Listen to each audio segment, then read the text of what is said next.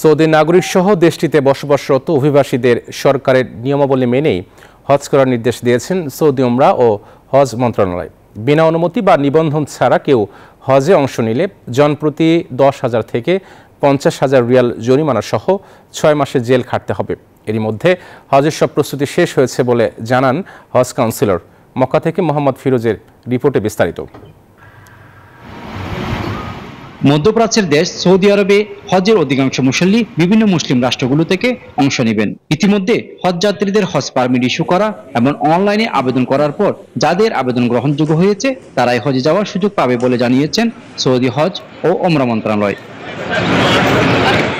অনুমতিপত্র ছাড়া হজে না যাওয়ার জন্য সরকারের আইন মেনে চলার আহ্বান জানিয়েছে স্থানীয় প্রবাসীরা। সৌদি নাগরিক হোক, প্রবাসী হোক, যে কোনো দেশের লোক হজে যাবেন না নিবন্ধন ব্যতীত।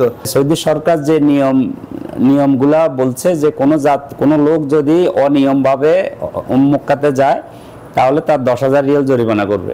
অনুমতি ছাড়া হজে যাবেন, উমরা করতে যাবেন, তাদেরকে নগদ অর্থসহ 10,000 রিয়াল জরিমানা এবং জেল আইন জারি করা হয়েছে।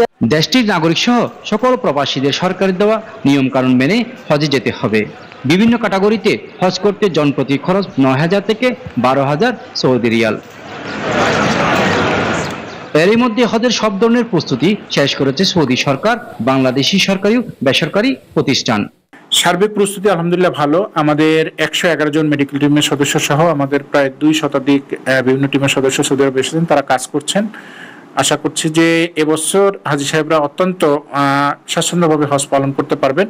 সৌদি হজ ও ওমরা মন্ত্রণালয় জানিয়েছে 2024 সালে অনলাইনে আবেদনের প্রেক্ষিতে যারা হজ করার অনুমতি পেয়েছে, ব্যাংকের মাধ্যমে সৌদি সরকার দেওয়া ফি জমা দিয়েছে, তারাই হজে যেতে পারবেন। হজ পালনের অনুমতি পাওয়াদের স্বাস্থ্য পরীক্ষা করতে হবে নিয়মিত। শারীরিকভাবে কোনো ধরনের সমস্যা থাকলে হজে অংশ নিতে পারবে না।